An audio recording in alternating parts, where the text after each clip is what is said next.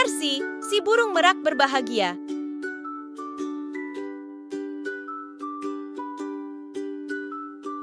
Alkisah, di sebuah taman yang penuh warna, hiduplah seekor burung merak bernama Percy.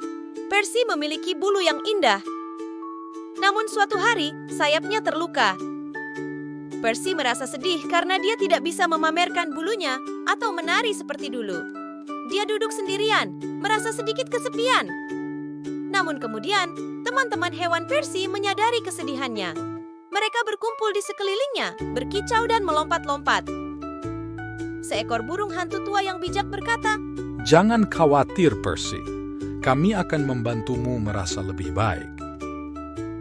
Teman-teman Percy membawakan daun-daun lembut untuk beristirahat dan buah beri yang lezat untuk dimakan.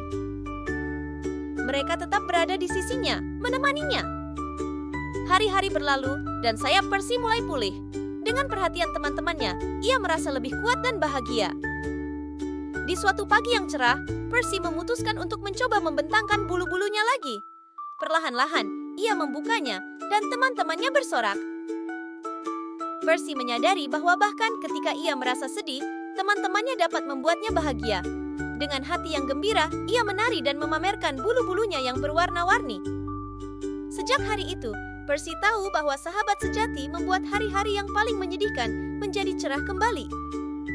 Dan di taman yang penuh warna, tarian gembira Percy menjadi sebuah perayaan persahabatan.